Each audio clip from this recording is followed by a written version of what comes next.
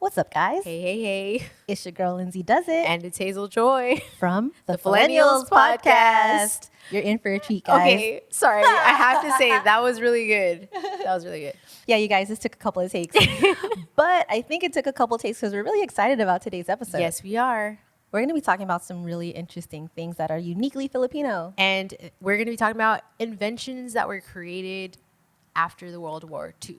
Yes, exactly. Yes. So should I start? In the Philippines. In the Philippines. Sorry, I didn't clarify that. There you go. Yes. So should I begin? Yes. All right, you guys. So I will be talking about none other than Filipino invention, the jeepney. You know it. You love it. It's been a symbol of Filipino spirit and pride for 6 decades. And I don't know about you guys, but I don't really know where they came from.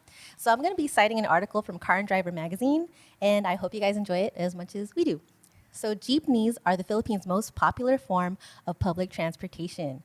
They are a pure anachronism. They got their start as Willie Jeeps, left behind when American GIs departed the Philippines at the end of World War II. Filipinos then began recycling them as buses with bodies made from galvanized or stainless steel, fabric covers instead of side windows, and longitudinally mounted benches with room for 20 or more passengers. When I was a kid going to the Philippines, my first time in the Philippines, I think I was about 3 or 4, and I was so fascinated, like, what are these weird, colorful buses? You know what I mean? So, and I never really, found the answer. So I think, it's really fascinating to me. But those are still apparent despite the cheeky Mercedes-Benz stars affixed to the front of many modern jeepneys. Why are Filipinos so creative? We must love arts and crafts as much as we love innovation. Can you scroll down a little bit? Oh, yes, of course, my dear. Thank you. So, always colorful and adorned with pious symbols, the jeepneys don't just dominate Manila, they also serve specific routes all over the country.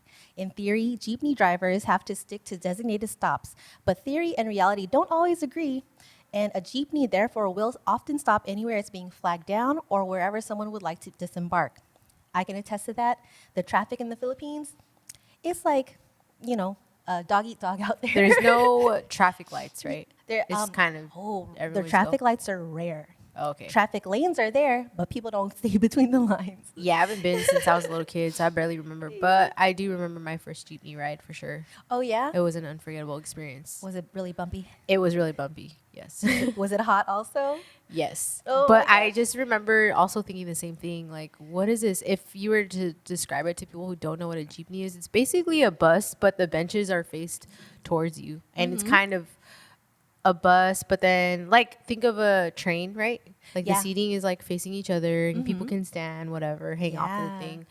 And it was interesting. But are they doing that in any other country, or is it literally just the Philippines? You know what? That's interesting because, the jeepney is basically recycled war jeeps. So I want to say that wherever American soldiers left their jeeps after the war, maybe those countries recycled them as well. Oh. And they're probably just not called jeepneys. They're probably called something else. That's true. I didn't think of that. Definitely. So while jeepneys often serve as rolling roadblocks, they are driven rather aggressively at other times. The constant stopping doesn't help traffic flow through Manila's notoriously clogged roads, but it's hard to blame the drivers. Maintaining a large population of passengers is crucial, as a ride is remarkably cheap, beginning at just 15 cents, with each extra kilometer adding another 2 cents. Hopping onto a jeepney is much less expensive than taking a cab, the train, or even one of the many 3-wheeled cycles that carry 1 or 2 passengers, aka a tricycle. The jeepneys are so cheap and simple that politicians reliably balk at any proposal to change the system, especially since the vehicles are de facto cultural icons. Like I was saying, it's they're almost like a symbolism of the spirit of the Philippines. That's true. Because they're so colorful and they're just so whimsical looking. And it how can you not smile looking at one? They're usually bright colored too, huh? Yeah, bright red, bright blue, metallic with fake Mercedes-Benz logos all over them. It's hilarious. Ed S. Sorrell wholeheartedly agrees with this description. His factory builds about 40 Jeepneys annually, fully by hand. In the past, we've built 200 to 300 per year, he says, referring to the Marcos era of the 1970s and 80s, a golden time for his company. Today, Sorrell doesn't really need to continue the business as the family has invested in real estate, and building Jeepneys is kind of a hobby, he says.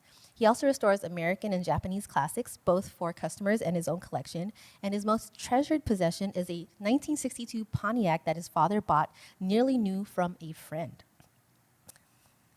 I will definitely link this article, you guys, in our social media posts and in our Spotify episode description as well, because these pictures are really, really cool. Jeepneys are built almost everywhere in the Philippines, but Sorrell Motors is a manufacturer with an especially long tradition and a good reputation.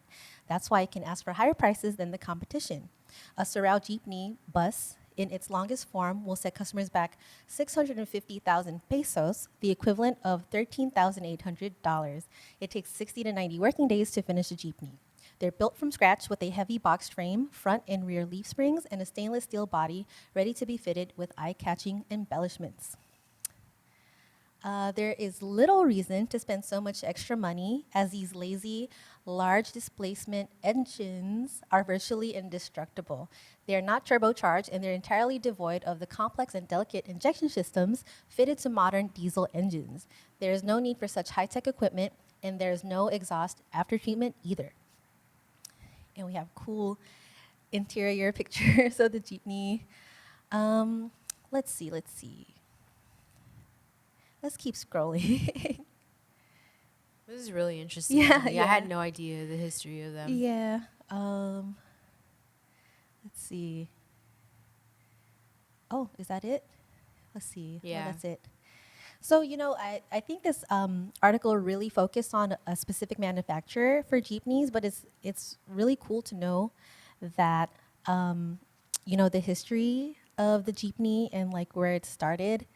I believe, like I said, I saw another article where it has been 60 years, 6 decades since Jeepneys first became public transportation. And I love that they're still around now, and they're still super cheap to ride. So that's basically a little background on our beloved Jeepney. You know what's funny though? It's definitely not the safest. No, because there's no seatbelts. You're right. It's just a free for all. Yeah, I think when I was 10 in the Philippines, we rode the Jeepney, and I remember it being super dusty because I was in the back. Yeesh. I don't think I even had a seat. Hanging off. Yeah, I think I was sitting in the open back, just on the floor, but like maybe holding on to like my mom or my dad's hand. And I just remember it being really dusty, and I was just like coughing. The dust. Yeah, and it was dusty, and it was, I don't know if it was a long ride or not, but I remember it was really dusty. That's so funny. Did you ever ride on those tricycle I have. thingies? Yeah. Is that I don't know if it's even called a tricycle, but you're riding and it has an attachment, kind of like a sidecar. Yeah, the sidecar. Yeah. Do they have that there? Don't they have that there? Kind of. Or like it is a bike and there's like a sidecar? Yeah, like the sidecar doesn't even look like what you think a sidecar is. It's more just like a makeshift bench with the wheel on it. Yeah. And like a little awning that's supposed to be like shade. Yeah. I think I did ride one of those too when I was little. Yeah. I need to go back. It's been years since I've been there. But Yeah, I went earlier this year, and it was great. It was so much different because the last time I went, I was 10 years old.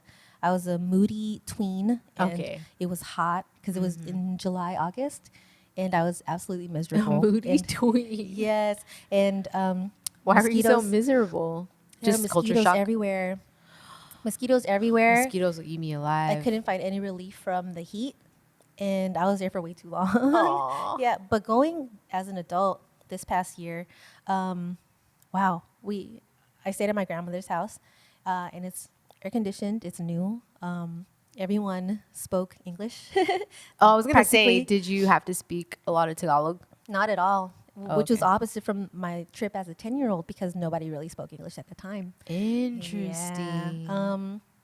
But yeah, times change and people, things get a little bit modernized. People are a little bit more, I don't know. I don't want to say educated in another language, but I don't know. I guess they're a little bit more well-versed in English over time. I heard, is a part of the curriculum. Yeah, now. there you go.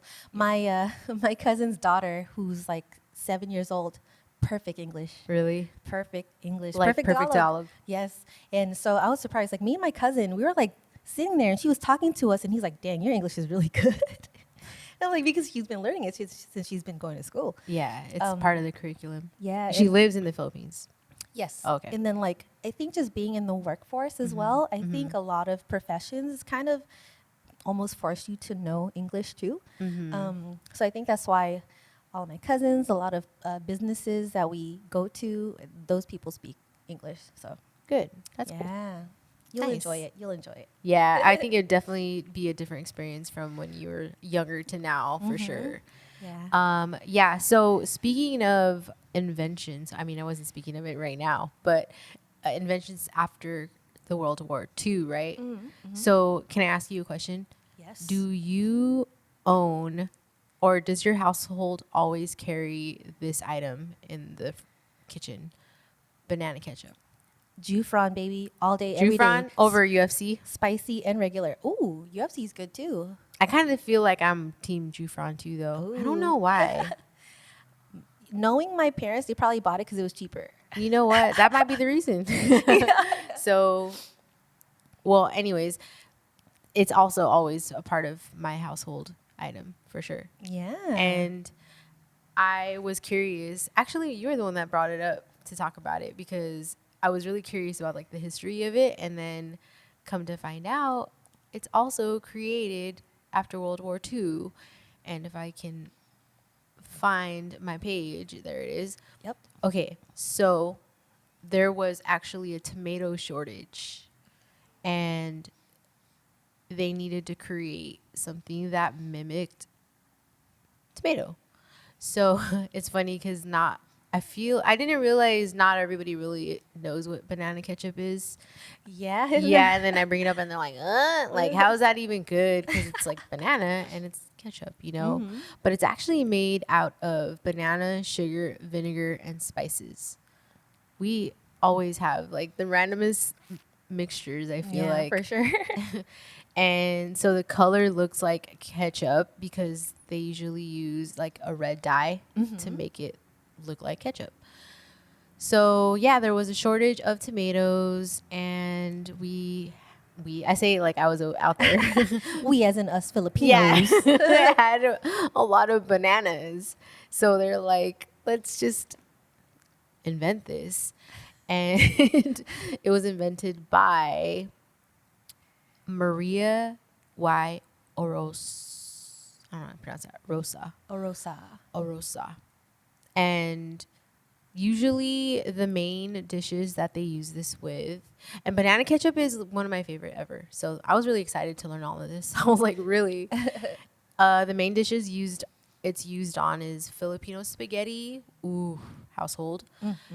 Torta, aka omelets, or sometimes we call it tortang talong. And I think that is eggplant. Yes. Omelet, Eggplant omelet. right? So good. And then hot dogs, hamburgers, french fries, your usual, fish, grilled pork barbecue, or specifically charcoal grilled pork barbecue, chicken skewers, fried chicken, and other meats. That's my favorite thing to dip fried chicken in is jufron or banana ketchup. My favorite. You can keep your hot sauce. You can keep your ranch. Give me that jufron on that fried chicken. I second that. And if you've never had Filipino spaghetti, it's sweet. That's what makes it different. So it's like a bit on the sweet side, with hence the banana ketchup. So it's not like your traditional spaghetti At all. Nope. And so in 1942, the banana ketchup was first mass produced commercially by I'm butchering these names. Magdalo V. Francisco Sr., who founded the brand name Mafran, and I don't even know how to say that next word. Portmanteau. What is that? It's when you take the beginning of one word and the beginning or end of another word and smash them together. Oh, of his given name and surname. Okay, so that's what you were saying earlier. And yeah, so he created the first Mafran. That's what it was called. Yeah, it looked like he was that was the first commercially produced banana ketchup from his company. There you go. So yeah, that's the history of banana ketchup. And then UFC, Universal Food Corporation, was formed in 1960. So after some time, UFC is another brand. Oh, I should probably add this tidbit. Francisco sought funding from Tirso T. Reyes to expand his business, and the creation of the Universal Food UFC was formed. Boom. I love banana ketchup. So do I. I literally have to have it Yeah. in our oh my house. Like if we were gosh. now, I'm like, all right, we got to get some more. Sometimes when I'm feeling a little creative, I mix banana ketchup with regular ketchup on like Ooh. rotisserie chicken. Like that's kind of good I too. never really thought of doing that, but you kind of do that with Filipino spaghetti because you still put the tomato sauce. tomato sauce. So I guess I can see. Yeah. Oh my gosh. Let's take a jeepney to the nearest seafood city and get some jufran. Yeah, let's do it. Definitely. You know what? Should I give a small business shout out before we wrap things up? Yeah. All right, so I want to give a shout out to Vavi Lashes. They are located out in Cypress, California. They're a small business, and if you look at my eyes, I'm one of their clients. I believe they're women-owned, and I think they only have 3 lash techs at this point. So they're really like busting it out, grinding and hustling. I thought you were gonna say bussin'. They're bussin'. Busting it out, busting it out. Or you only use that to describe food, bussin'. Busting, you can. I think it is only for food. Oh, sorry. But they're busting it out. Like basically, I don't know. I'm just making shit up. They're basically working very hard, and their facility is really cute, located in Cyprus. So definitely check them out. I believe their Instagram is just at VAVI Lashes. Yeah. Well, thank you for sharing the history of the jeepney. Yeah, I tried to find the best article. It looks like I was talking mainly about like a main manufacturer, but I hope that gave a little bit of insight. I don't know if it's still around, but there used to be a Filipino restaurant called Jeepney Grill. I remember, And I Jeepney don't know Grill. if it's still around, but it just always reminds me of that. And they had an actual jeepney in there.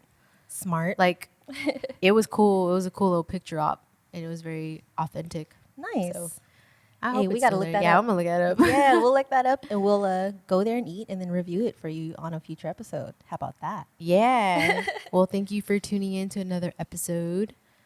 I'm your girl HazzleJoy. Yeah, I'm your girl Linz. and I'm your girl Linz. And we'll catch you Next next time. time.